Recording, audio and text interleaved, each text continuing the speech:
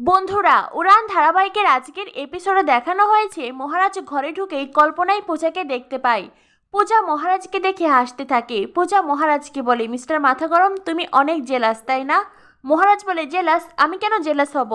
পূজা বলে, আমার বন্ধু আবিরকে দেখে তোমার হিংসে হচ্ছে। মহারাজ বলে, না না না। মহারাজ চিৎকার করে ওঠে। তখনই সেখানে শিব আসে। শিব এসে বলে, মেজদা কি হয়েছে? বন্ধু কি ফিরে এসেছে? মহারাজ বলে, তুই এখন এখান থেকে যা। তখনই সেখানে মিলি সুবিনয় ছুটে আসে। সুবিনয় বলে, হ্যাঁ রে মহারাজ, তোর কি হয়েছে? চিৎকার করে উঠলি কেন? মহারাজের চুপ থাকে। সুবিনয় বলে, মহারাজ আমি তো একটা প্রশ্ন করছি। মহারাজ বলে, বাবা আমি দুঃস্বপ্ন দেখেছি। সুবিনয় বলে, দুঃস্বপ্ন? তুই তো এখনই ঘরে আসলি, এর মধ্যে শুয়ে পড়লি, ঘুমিয়ে পড়লি, আবার দুঃস্বপ্ন দেখলি? মহারাজ বলে, বাবা আমি জেগে জেগেই দুঃস্বপ্ন দেখেছি। মিলি বলে, মেজদা তুই স্বপ্নে কি দেখেছিস? মহারাজের চোখের সামনে তখন আবির আর পূজার হাত ধরার দৃশ্য ভাসতে থাকে। মহারাজ মনে মনে ভাবতে থাকে, পূজা তো বলেছিল তার কোনো বন্ধু নেই, তাহলে আবিরেরও কোথা থেকে? তবে কি প্রথম থেকেই পূজা আমাকে ঠকিয়েছে? সত্যিই কি পূজা বিশ্বাসঘাতক? সোম প্রিয়াঙ্কা তো দারুণ খুশি। প্রিয়াঙ্কা সোমকে বলে, সোনা আমি বলেছিলাম না তোমার ভাই দুর্বল হয়ে গেছে, এইবার তোমার ভাইকে শুধু একটা টোকা মারলে সে ভেঙে পড়বে। এদিকে দেখা যায় পূজার মা পূজাকে বলে, আমি তো এটাই বুঝতে পারছি না তুই হঠাৎ ওই বাড়ি ছেড়ে কেন চলে এলি? পূজা তুই একবার ভেবে দেখেছিস ওই বাড়িতে মহারাজের কত শত্রু? তোর শাশুড়ি মা বাড়িতে নেই, বাড়ির চাবি ওই প্রিয়াঙ্কার হাতে, আর ওই প্রিয়াঙ্কা কত বড় ধূর্ত সেটা তো তুই জানিস। পূজা বলে, মা আমার ভুল হয়ে গেছে, আমি এক্ষুনি যাচ্ছি। রমা বলে, দাঁড়া পূজা দাঁড়া, সবসময় তাড়াহুড়ো করলে হয় না, আগে আমাকে বল তুই এই বাড়ি থেকে কেন এসেছিস?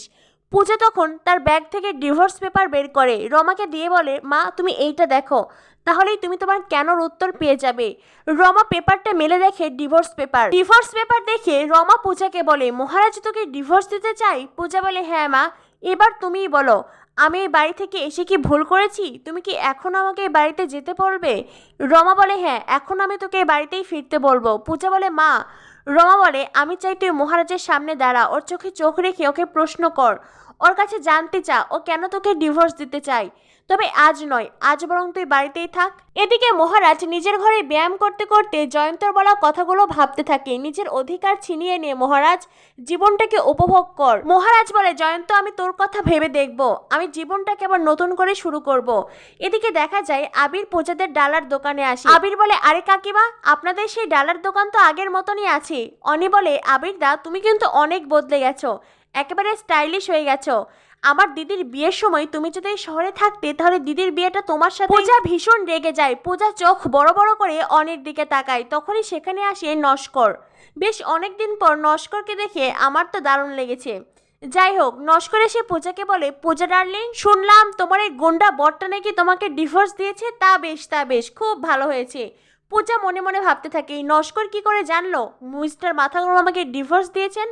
তবে কি? এই বলে পূজা অনির দিকে তাকায়। অনি চোখ নামিয়ে নেয়। নস্কর পূজার হাত ধরে বলে, চলো পূজা ডার্লিং, আমার সাথে চলো। তখনই সেখানে শিব আসে। শিব এসে নস্করকে সজোরে ঘুষি মারে। নস্কর উল্টে পড়ে যায়। নস্কর তখন শিবের সামনে দাঁড়িয়ে বলে, গুন্ডা দাদার গুন্ডা ভাই। শিব রেগে মেগে নস্করের দিকে তাকিয়ে থাকে। নস্কর শিবকে বলে, কি খুব মাথা গরম তাই না? সুন্দরী বৌদির গায়ে হাত দিয়েছি বলে খুব মাথা গরম? তা সুন্দরী বৌদিকে মনে ধরেছে নাকি? তোমাদের দুজনের মধ্যেও। নস্কর শিব আর পূজাকে নিয়ে বাজে ইঙ্গিত করে। শিব আবারও নস্করকে ঘুষি মারতেই নস্কর মাটিতে পড়ে যায়, তার নাক ফেটে রক্ত বের হয়। নস্কর বলে, তোর কেরিয়ার আমি শেষ করে দেবো, এই পুলিশে ফোন কর। গুন্ডারা পুলিশকে ফোন করতে থাকে আর শিবকে তারা আক্রমণ করে। মিলি কোনো রকমে মহারাজকে ফোন করে। মহারাজ সেখানে ছুটে আসে।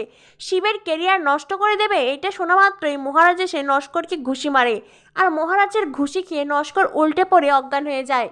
মহারাজ তখন পূজার দিকে তাকায়। পূজা মহারাজকে দেখে খুব খুশি হয়। তখনই মহারাজের নজর যায় আবিরের দিকে। আবিরকে দেখে মহারাজের খুশি আনন্দ সবকিছু যেন মিলিয়ে যায়। আবির পূজাকে বলে, পূজা তুই ঠিক আছিস তো? যেটা শুনে মহারাজ আরো রেগে যায়। মহারাজের চোখ দেখে পূজা বেশ ভালোভাবে বুঝতে পারছে মিস্টার মাথা গরম আবিরকে পছন্দ করছেন না। আর এদিকে সোম প্রিয়াঙ্কা তো তাদের বাড়ি গয়না এইসবের হিসাব মেলাতে ব্যস্ত। তো বন্ধুরা, কি হতে চলেছে উড়ান ধারাবাহিকে পরবর্তী আপডেট পেতে আমাদের সাথেই থাকো। ধন্যবাদ সবাইকে।